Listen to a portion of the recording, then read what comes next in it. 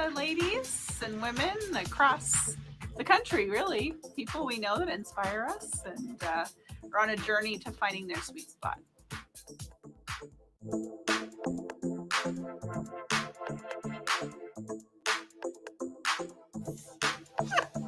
The sweet spot. Watching peanuts dribble.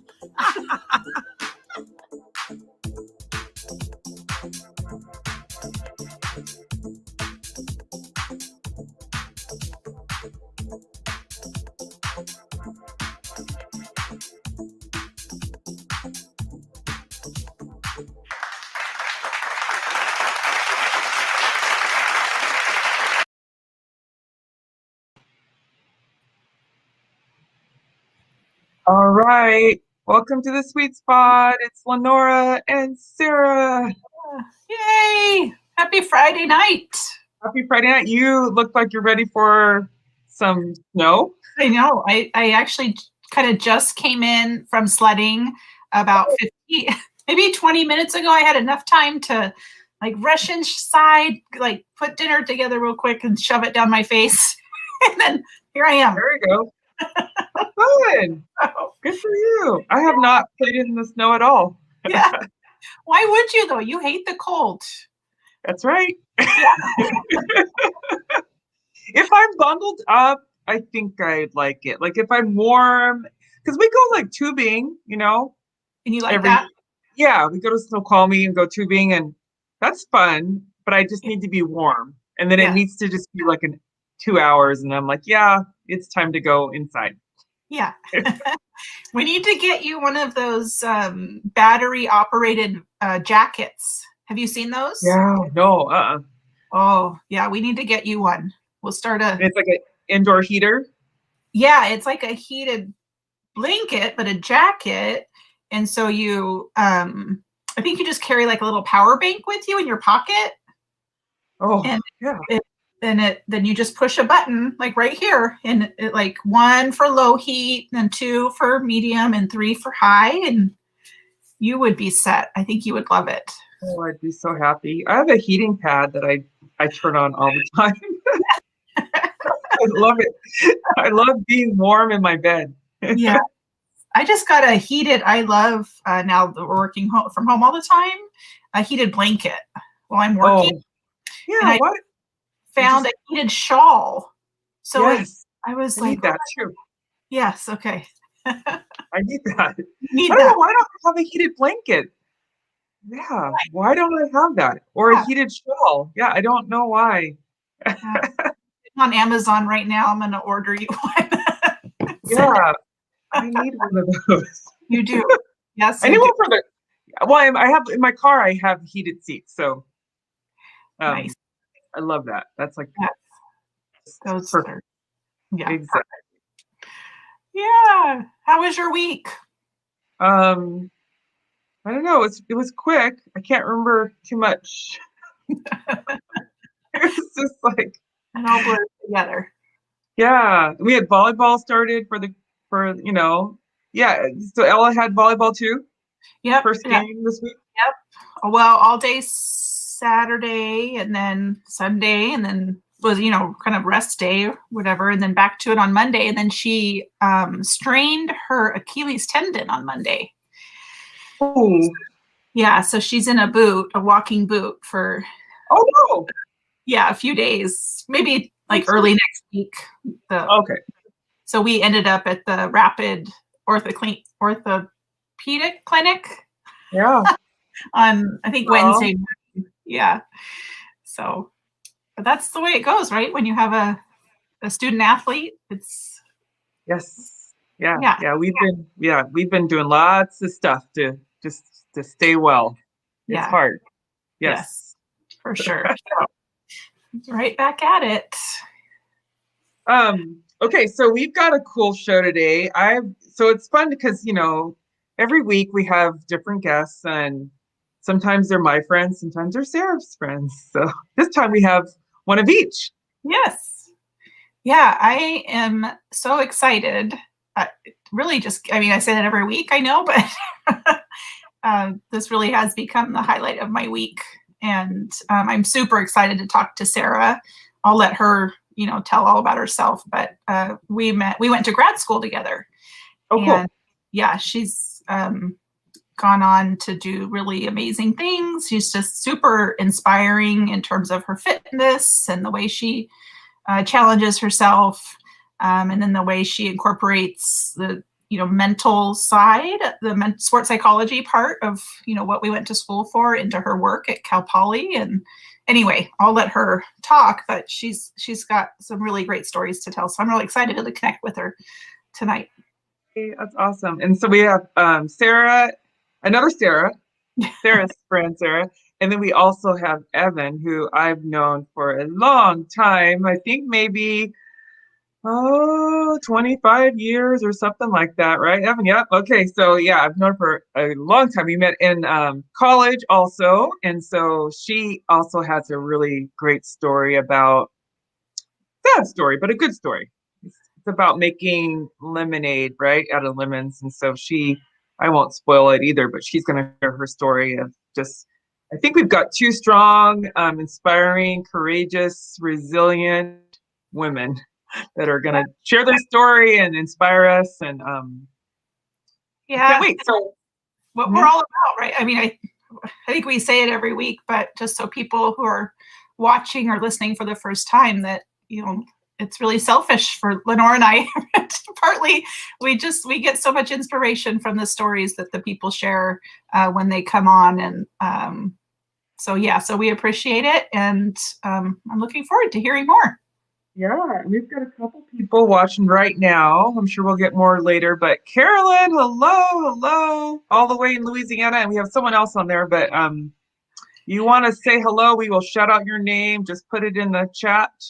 And in the meantime, we're going to go ahead and bring in our guests that are patiently waiting in the green room. And hello, Sarah. Hello. Hi. Hi, Evan. Hi. Woo! This is so much fun. Sarah, meet Evan. Evan, meet Sarah. Hi, Sarah. Nice to meet you. Nice to meet you too. So we were usually pretty informal, and we'll just kind of go back and forth and around.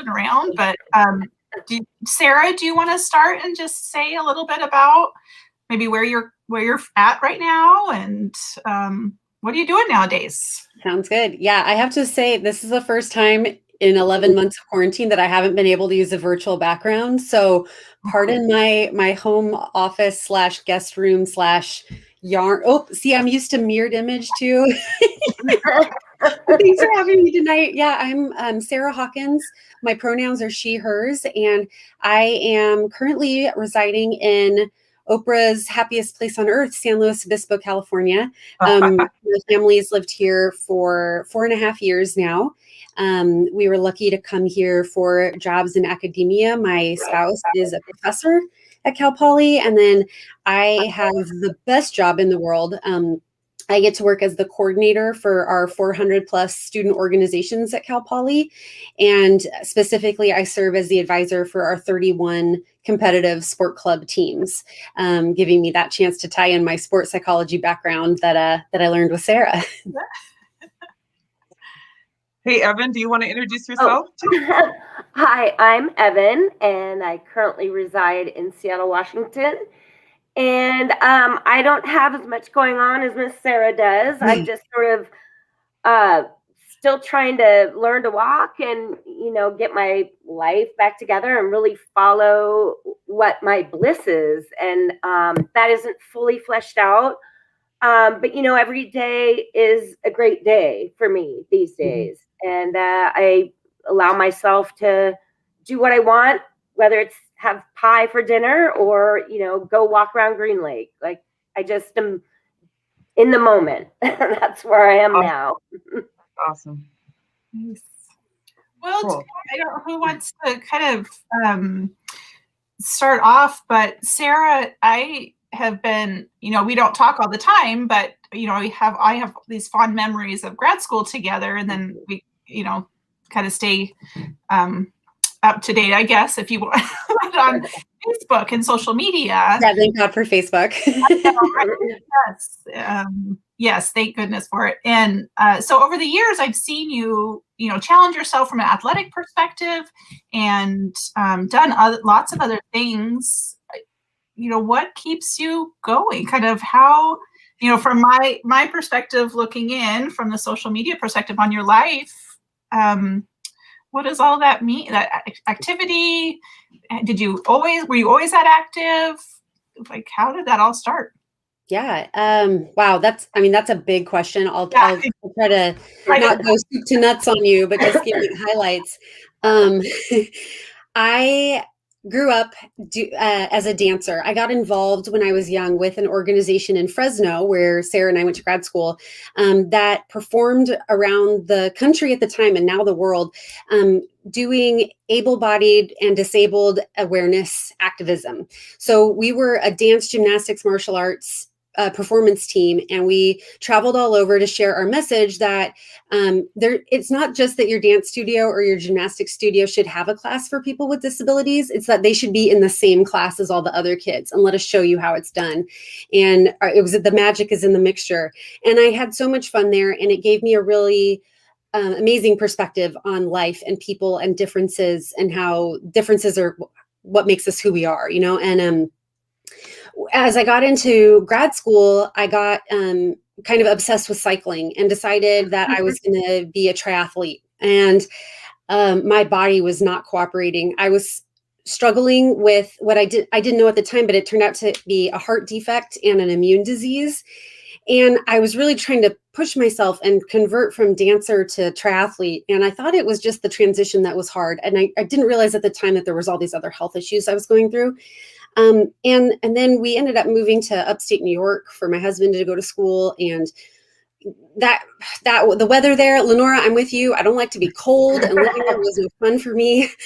And I just was not in a great place physically, mentally. There was just a lot going on. And I felt like I wasn't who I wanted to be on the inside. Like my outside wasn't portraying who I thought I was. And, I can't even really put my finger on what made me all of a sudden be like, you know what, screw it, I'm going to do it anyway. But a lot of it had to do with learning to be an advocate for myself and going to the doctor and saying, you know what, something's really not right here. And pursuing that and saying, no, I'd like you to test me on this. And I'd like you to look into this more. And I feel like this when I take this medication. And then shortly thereafter, I was diagnosed with celiac disease, and also with a heart defect. And I was lucky that there were simple solutions for that. A quick heart surgery, outpatient heart surgery, fixed my heart defect, and just all I had to do was change my diet, and I was a whole new person. My husband and I had been in fertility treatments for 3 years. I gave up gluten. I was pregnant 7 days later. So when I tell you it was a life change for me, like I am not exaggerating at all. And I went precisely from this broken, decrepit person to being pregnant. So I wasn't even able to fully realize what was going on. But then once my daughter was born, it was like this whole new lease on life. And I just didn't waste any time. I kept telling my husband, I still tell him, I feel like I have to redo my 20s. I'm trying to cram my 20s and my 30s into my 30s. And I'm running out of time on my 30s. But there's a lot to make up for there. But I with his support and encouragement, I started doing triathlons, and I started out with just the baby sprint ones at first. And then after a couple years of those, I worked my way up to the Olympic distance. And then 2 years ago, I got the cockamamie idea. I said, you know what, I'm going to do a year of halves. I always come up with these like inspirational athletic goals for the year. So I said, I'm going to swim a half marathon, which isn't as crazy as it sounds. A swimming half marathon is only a 5K. So it was going to be swimming 3.1 miles. I'm going to bike a half century. I'm going to run a half marathon, and I'm going to do a half Ironman. And that just seemed totally crazy. But I started working towards it. I saw my friend jump in the chat a second ago. I had some setbacks along the way. I had to have surgery on my uterus to have some issues taken care of 3 weeks before a triathlon. She broke my ankle. Much love, Kiori.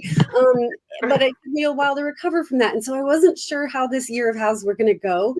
then the opportunity of a lifetime came up when I saw a post on Facebook one day that a stranger needed a kidney. And that really became the next chapter of my life story. And that's an ongoing one. But 10 months later, I donated my kidney. And 6 weeks later, I was racing again. And I'm proud to say that I finished my year of halves. I only DNF'd one race and had to redo it, but I'm resilient. I'm determined. So not making it the one time wasn't going to stop me. And I was proud to do that year of halves. Yeah, there's my recipient, Dr. Terry Gillian. He was a surgeon in Fresno. And I went to elementary school with his son, and I had never met him before, and I hadn't seen his son since 6th grade. But I don't know, he just needed a kidney, and I can go into that story more later if we want to. But yeah, I want to hear more about it, but I see Evan she's nodding her head, and it seems like maybe some of the stuff you're saying resonates with her. Yeah. So I'd love to hear more about Evan. Yeah. Well, I'm certainly not as inspirational as that. Yes, you feel. are. You are. Yeah. So almost 2 years ago to the day, it was actually tomorrow, the 13th. Oh, wow. Which was interesting Ironic. for me, Yeah. Lenora, that we're doing this, and it certainly is not lost on me. I woke up and I was really exhausted and was trying to walk my dog. I couldn't even get out of bed, and so I call my cousin. She comes over, gets my dog, and then I just happened to Marco Polo, which is a video messaging system, one of my friends. And she got back to me right away and said, you need to call your cousin and go to the ER. You don't look right. And so my cousin came back over and she was like, she called 911. And I literally wake up 6 days later in the hospital. And I had, I was all bandaged up. Looked like I got beat up. It was just crazy. But I woke up out of my coma happy and smiling and talking about what my coma was, where it felt like I was in Las Vegas, seeing the Las Vegas show. And I could hear my mom in this video, laughing. And I don't know, it's changed. It obviously has changed my life. I lost, I'm a double amputee below my knees. I lost all these fingers on my right hand, and I'm right-handed. So I've had to learn how to live and how to be in space again. And it's been a challenge for sure, obviously. I learned how to walk on prosthetics. And I found setting little goals was really helpful for me. I was in the hospital close to 4 months, 3 different hospitals. And I've never cried about it. I've never been really upset about my body or how I move through space now, or things like that. It's almost been a blessing to me in a really, that probably sounds really strange, but it's shifted my life, and my life needed to be shifted. So now I'm living in an apartment. I just sold my house. I still have my dog. Being able to walk my dog was a goal. I have a goal for this summer, which is to get on a paddleboard again. I go to the gym 3 times a week, hired a personal trainer. I've gone back to school to learn to code because I didn't like what my career was. And so this crazy shift in my whole life has, really put me on a path to following my own bliss and living in the moment. And it's kind of crazy to me because I get letters from people, that I've never met, talking about how I'm an inspiration. And it's really crazy to me because to me, it's just my life. And I'm happy to be alive, obviously. So I don't know. It's just, it really always kind of blows my mind when I get, things from strangers. Here's my video. I'm going to show this video too, just because I just, so just like everyone was saying, when she woke up, she was happy. And so here's just, I think it's like a 45-second clip. Yeah. Let me make sure I turn it up because it sounds kind of, here we go.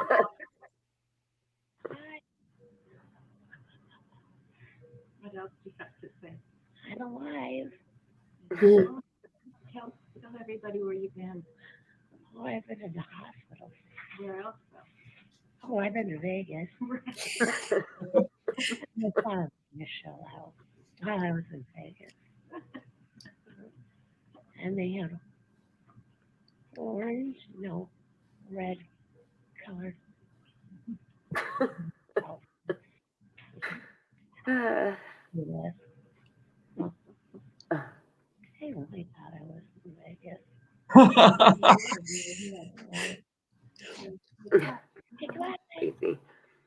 Oh, so Evan, you really thought you were in Vegas when you woke up? I did. I had really vivid dreams or whatever it was in my coma, but very peaceful. Yeah, but that's good. a lot going on, you know. And I guess I think, you know, the thing that really actually bothers me about this whole thing is sort of what my mom felt, having to see her daughter like that, and my sister and my auntie. You know, that you know, that's what makes me cry, because I feel bad about that, even though I shouldn't. But you know, they've been there for me. They've just been incredible, and they inspire me every day, just with the strength that they had to support each other while they were going through this, and also supporting me. So yeah, it's funny to see that video. I don't know, but woke up smiling. So gotta go with it. That's how you are, Evan. You're always smiling. Thanks, Lenora.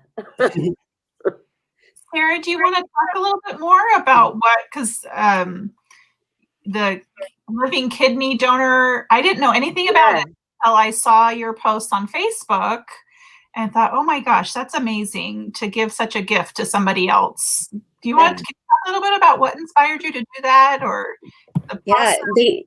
I totally relate to Evan, though, in terms of like people telling you they're inspired by you. It feels very strange, and it's sometimes hard to hear or listen to, because it's certainly not something I did to be a hero or anything.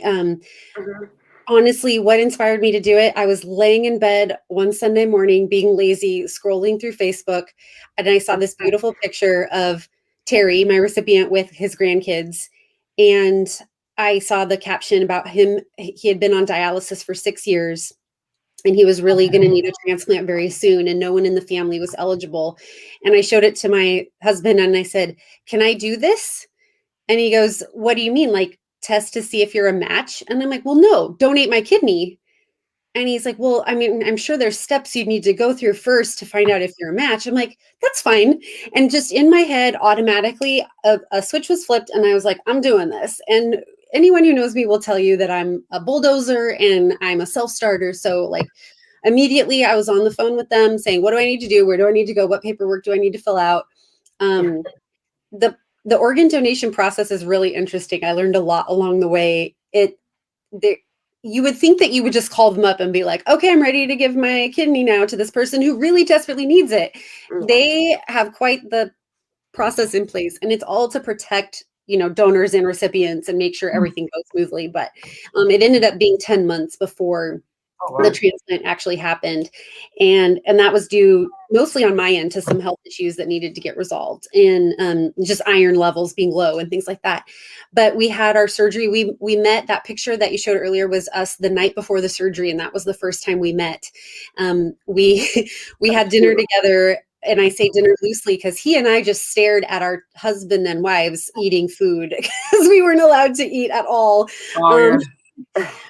But we went in for surgery the next morning, and we were both up and walking the next day, and our recoveries have been great. His birthday is actually coming up on Sunday. He'll be 72, but he was just a few days shy of his 70th birthday, because it was just our 2-year anniversary last weekend. Oh, yay. We're on the same trajectory. We are on the same path. That's awesome. Yeah, the universe does that. Yeah. But it's been really interesting because yes, I have to recognize that I really did make a sacrifice for this man, and I gave something important, but I had no idea how much that would get paid back to me, in terms Right? of the doors it's opened for me and the Yeah. people that it's connected me to. I'm rocking my kidney donor athletes tank top because I had no idea there's this community of people just like me who do triathlons and marathons, and they want to know going into the surgery, how long is it before I'm going to be able to get back to normal? How long before I can get back to racing again? And now we're able to have this community together, and I serve on their board of directors now. We're really trying to get the word out there. But yeah, it's become a big thing for me to talk about kidney health, because now I have to protect my kidney health. You know, I have only one. I don't have a spare anymore. But yeah, it's just the people I've met and the people I've gotten connected to. It's been really amazing. That's Yeah, awesome. me too. Like, I mean, obviously, I've had a team of people, a team of medical people, physical therapists, occupational therapists, hand doctor. I see a pain medicine doctor every other week. And it just, the amount of love and support that these strangers have given to me, has been life changing. And, also, I've, once the coronavirus is over, I'll be doing working with the UW bioengineering team, working on prosthetics and apps that control prosthetics. So, Cool. I've always felt like something I really wanted to do to give back to that community. So once this virus is over, I'll be able to do those kinds of things. And it just feels really almost like an honor to be able to, give back to the fellow amputees or whatever. So I look a lot forward to that for sure. That's so cool. Wow. Yeah, I'm almost, I'm sitting here kind of thinking, or were you going to say something, Lenora? Oh, go ahead. No, just, I don't even know. It's almost speechless, which is weird for me. Yeah, it is actually. No. But I just because I hear so much humility in what you're saying, and I hear so much of this, like, really valuing service to others. Does that ring true for both of you? Yeah, and I know for me, it's something I learned from my mom. Growing up, she worked for a nonprofit for most of her career, and that meant not bringing home a good paycheck and us not even always having what we needed. But it was, how could she use what she did have to serve others? So, when her coworkers were getting married and they didn't have a lot of money either, she would use her gifts as a chef to cater their wedding and wouldn't charge them anything except for the cost of the food. She served as the administrative assistant for board of directors to help nonprofits, continue to grow and thrive. And she was just that behind the scenes genius that could make things happen. And I really, really value that I got that skill from her. Because I feel like the same thing when KDA, Kidney Donor Athletes, was growing and trying to take that next step to become a full-fledged nonprofit with a board of directors. I could not wait to apply, because that was a dream in my life, to be on a board of directors. I know that sounds really strange, but I think it was from my mom's influence. I want to do that. And a lot of times being on a board of directors means you're connected or you have money, and those are not gifts I have. But this was the perfect opportunity. I'm like, I'm lacking a kidney. This makes me qualified for this. And when the executive director and founder called me for my interview, she said, what ideas do you have for KDA, or where do you want to see this go? And I said, that's not my role. My job is to figure out what you want and do the behind the scenes work to make it happen. And she told me later that that's why she picked me, is that she needed that person that was going to help organize the documents and take care of the accounting and send out the year-end tax receipts. And I am thrilled. Like, I have a sick love of Excel and mail merge, and so I love doing it. But it's such a behind the scenes hidden way that I can give back, and I don't need the credit for it. I just love it. And without that Facebook post, that opportunity wouldn't have happened. Like it stuns me how such a small thing has impacted my life so much. Yeah. So Evan, talk to us, because I hear what Sarah's saying. She's involved with the KDA. Are you involved? I know you said UW, you're going to be hopefully working with them when COVID's over. Are there any other nonprofits or organizations that you started working with? So my where I've gotten my prosthetics called the Hanger Clinic, and one thing that has been repeated to me as I've gone to those appointments is that I'm able to articulate very clearly to the prosthetic. I can't say it. The guy that does my prosthetics. And so Prosthetician? What is that? I don't know. something like that. I'm terrible because I should know, but I can't ever say it. It gets muddled in my mouth. Be able to work with other amputees to be able to communicate to the prosthetics guy or girl for fit, right? Fit is a huge issue with legs. Your legs ebb and flow throughout the day, and so it's really low tech. Legs are really low tech. You'd be surprised at really how low tech they are. They're just like carbon fiber, and your leg goes in it, and you put on all these sleeves and socks throughout the day, and your leg sweats, and it's really crappy, to be honest with you. So I want to be able to help patients articulate how their legs are feeling when they're getting fitted. And that's super important because, you can get infections and, you get blisters and you get sore spots and bruises. And it's just, it's hard. It's hard. And so it's not nonprofit work. But I think these things are doors, as Sarah was talking to, that will be opened for me to do other things for and in this community. And so, I'm just, like I mentioned before, just sort of seeing where my life takes me now. And it's been pretty incredible the last 2 years. It really has. Evan, do they have surfing up in Seattle? No. Well, no. We do paddle boarding up here. Yeah, I remember you saying you wanted to get back on your paddleboard. We have Amp Surf here, and that would be a great thing. Nice. You could start like the Seattle chapter of Amp Surf, but maybe it's just actually Amp that's Paddle. Great. We'll connect after this. That'll be good. But there's not really waves like that here. We're mostly like paddleboarders up here. So I've been at the gym just 6 months now, and I've done, I've lifted the most amount of weight I've ever lifted in my life, and I've just done all these things in the gym, and it really makes me want to, get back on my paddleboard and be able to walk around Green Lake is another goal. It's like 2.5 miles. I've walked a little bit, but not the whole thing. So I just kind of chunk off those kinds of goals for myself, and and people are pretty. People are really nice. People have not, strangers are nice. And I have Louis Vuitton legs because you're able to sort of pick that's the pattern for your prosthetics? Yeah, I got Louis Vuitton material, and then they put that material in my legs. And for me, it's really funny. It just is funny to me, and everybody thinks it's funny, but and people will stop me, in the store and think it's hysterical. So at least I can sort of bring, some kind of playfulness or funniness in my prosthetics that, people definitely respond to. So I don't know, it's kind of fun that way. I love that.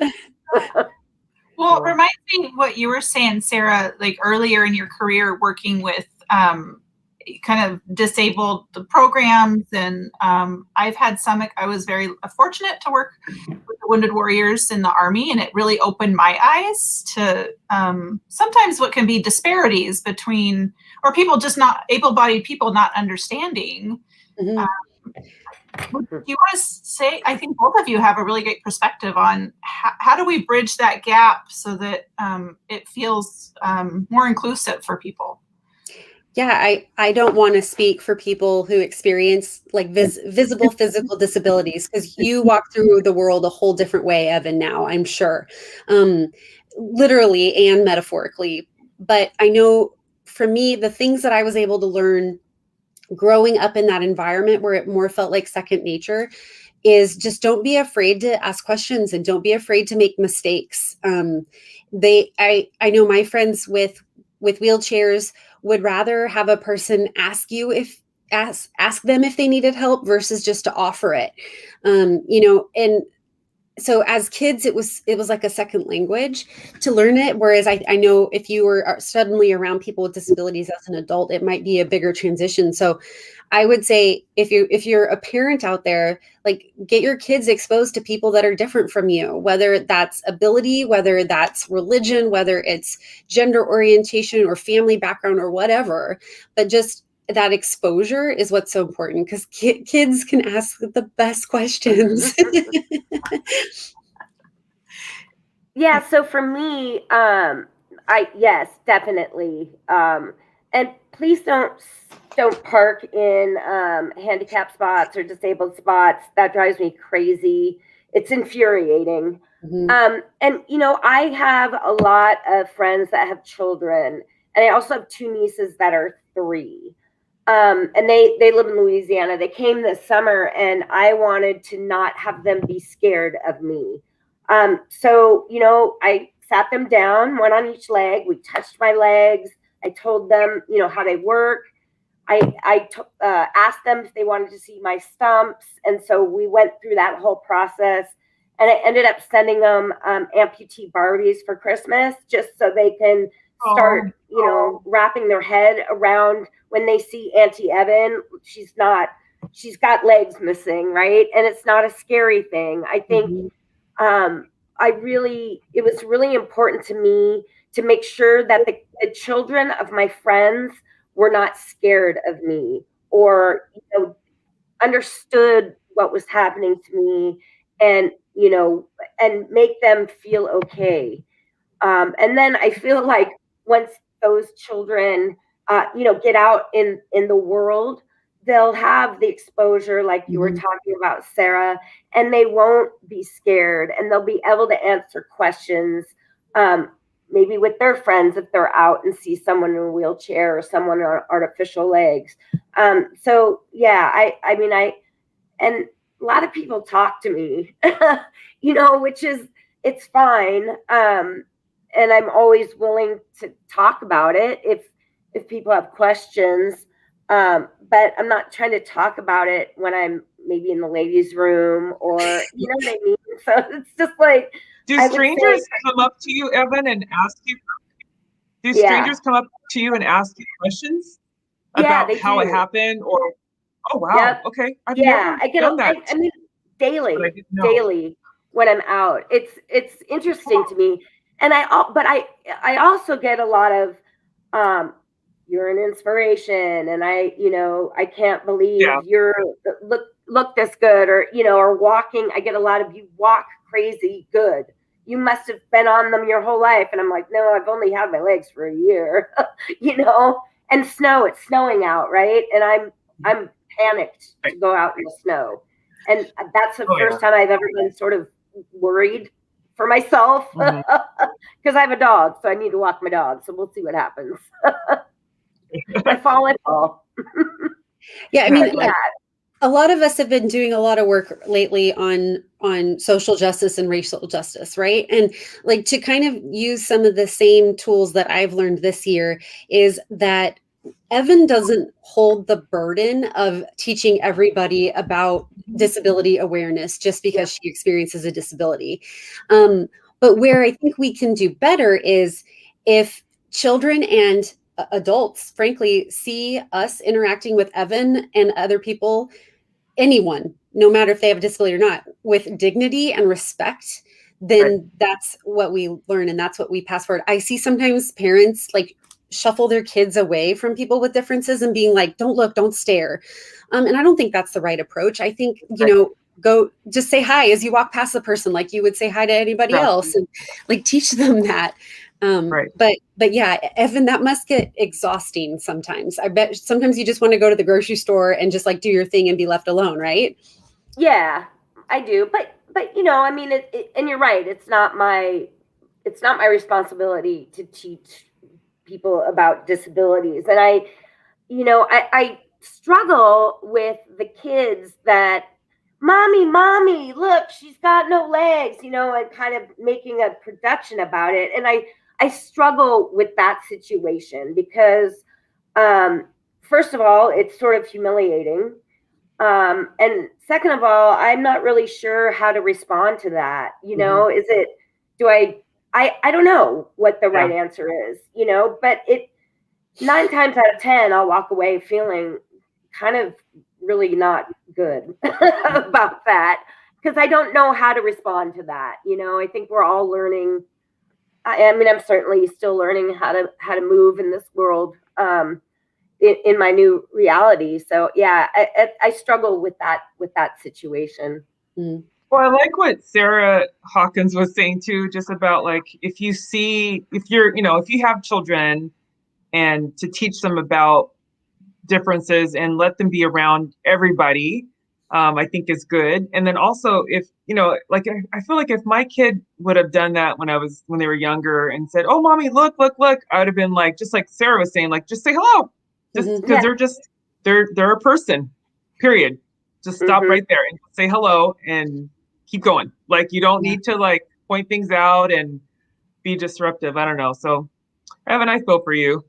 Oh, and it's funny. I get a lot of like microaggressions too. Like I've had people say, "Oh, I can relate," or I know how you feel. Or I was at a hotel.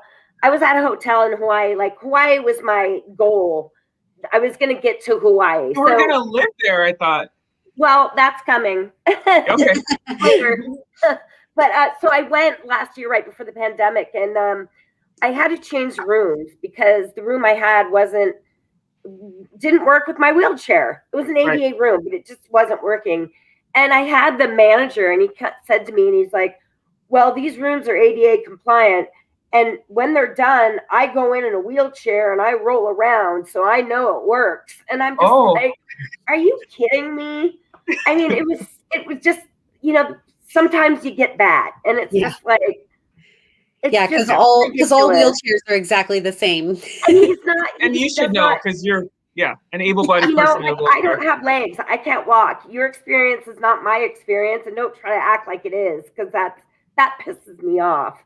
But other than that, and that's just stupid people, right? And that doesn't happen very often. But when it does, boy, you sure like, really, dude? Yeah. Not good. Anyway, sorry, I derailed the conversation. Sarah, tell us about so it sounds like you're doing marathons now, or you're doing lots of running and I still hate running. Me too. I was terrible at it growing up. To some extent, I can blame it on the heart defect, but now I can't really blame it on that anymore. My heart still runs like a Formula One car. It's so freaking fast, but that's just normal for me. But somehow I've gone in 10 years from being like, maybe I'll do a sprint triathlon someday to I'm going to do my first Ironman next year. Oh. So that's awesome. I turn 40 next year. Wait, do I? Yeah, I do. I turn 40 next year.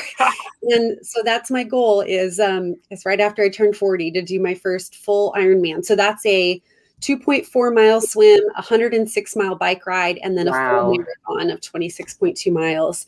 So that'll be interesting.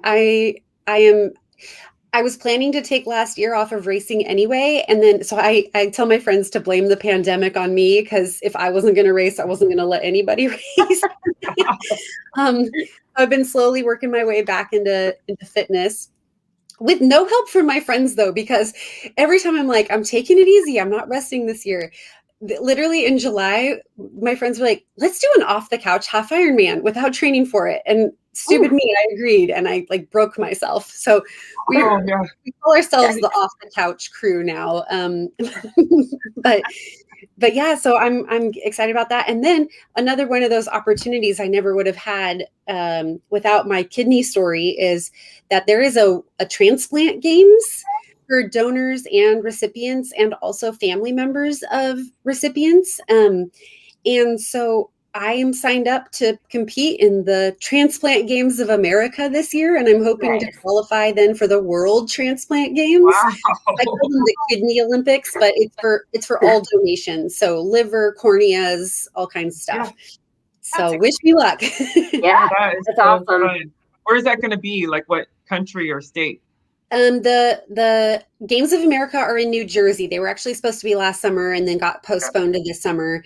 And that's actually great because my parents lived for New Jersey in 10 years after I no longer lived with them. So my mom's going to go with me as my manager / cheerleader / we have friends we can stay with for free there. And then funny enough, the World Transplant Games, I think, are in Texas the following year. So it's a good chance for me to go to the World Games without the added expense.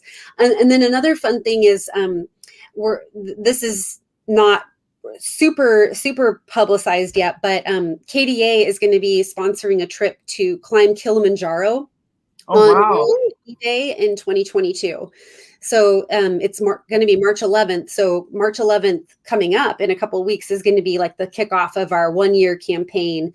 And we're planning to take a group of up to 24 donors to go do some on the ground work in Tanzania. There have only ever been 6 kidney transplants in the whole country of Tanzania. So we'd like to do some awareness campaigns there. But then, push ourselves. That's what kidney donor athletes are all about, is like showing the world that you can make this small sacrifice and you can get back to doing what you really love. So cool. Another inspiring show. That's pretty cool. That's a great message. Yeah, I'm just, I hesitate to say you're inspiring, but I know. I think in general, it's inspiring to me, or confirming to me, that us as humans can do so much good. Mm-hmm. Like we really can, when and that level of resilience that is something I think to be admired. And whatever your challenges in life, like, right, we all have different challenges, but that we can all kind of rise above. Someone, after they heard about my donation, I did not know this man very well. He was kind of a distant colleague at my old job. He just pulled me aside one day and he said, "I have to tell you about a proverb." And I've looked into the origins of it. It comes from both the Quran and from Israeli tradition. So I think it's part of the Talmud. But it says, "Whoever saves a life saves the world." And you don't have to donate a kidney to save a life. You could donate a pint of blood. You could donate $25 to the National Kidney Foundation. You could call a friend who you're worried about. And those are all ways that you can save a life.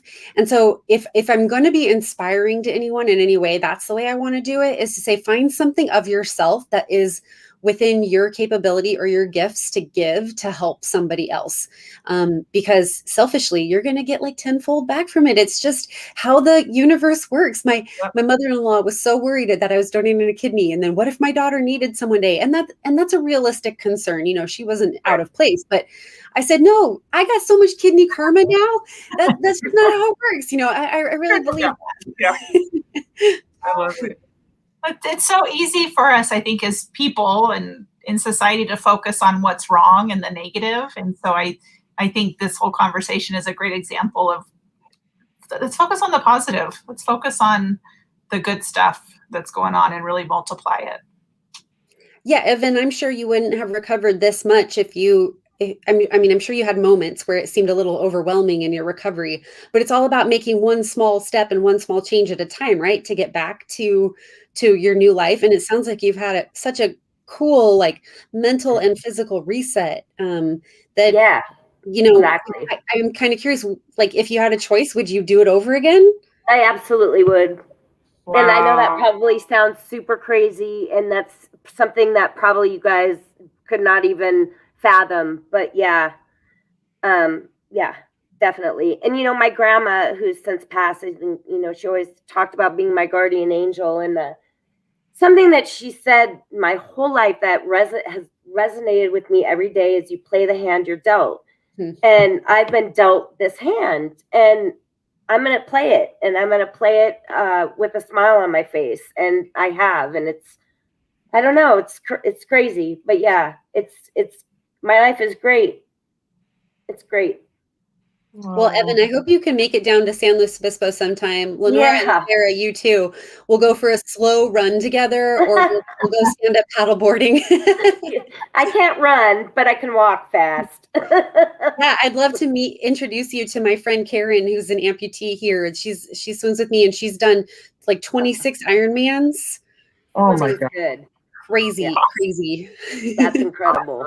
Yikes. I want to So know. Oh, sorry. Go ahead, Lenora. I said before we close, I want to know how to share. Is that what you're going to say? I want to share, use this space to multiply and share the good works. If there's KDA, there's something you want to share, we can put on the site, or it's free reign. It's open. Yeah. Please, if it's something that interests you, check out Kidney Donor Athletes.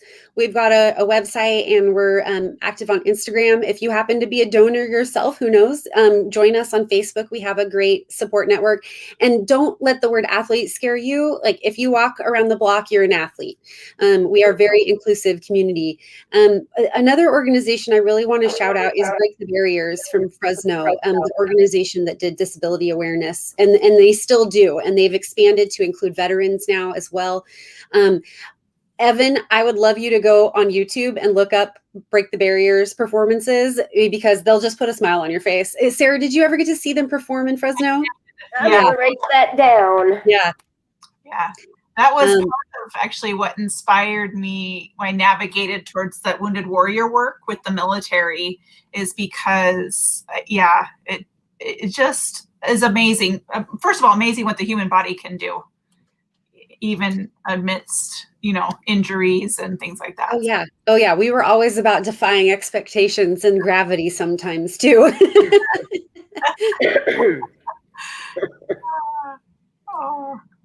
Well, Evan, what about you? Is there like anything you'd want to promote to let people know about, or No. last words?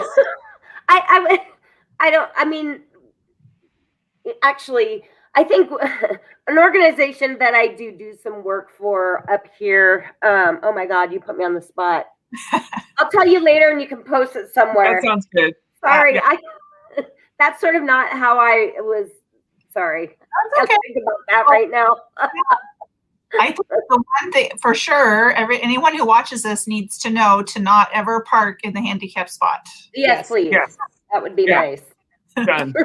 And don't judge people who are parked in that spot with a handicap placard, even if they don't look like they have a physical disability. Absolutely. Right. Disabilities can be invisible, and they also might be the caregiver of someone with a disability. But if they don't have that placard for someone with a disability, then you can get mad at them.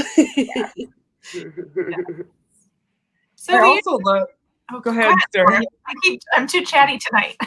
Oh, I know. No, it's okay. I just love what Evan had also said earlier about giving her nieces a Barbie dolls with amputee. I just think that's so smart. Again, just going back to, I think Sarah and Evan, you guys were both saying it, just getting kids, letting them be aware of what's happening, and making sure that they're around everybody and talking about it, and so that they're not afraid.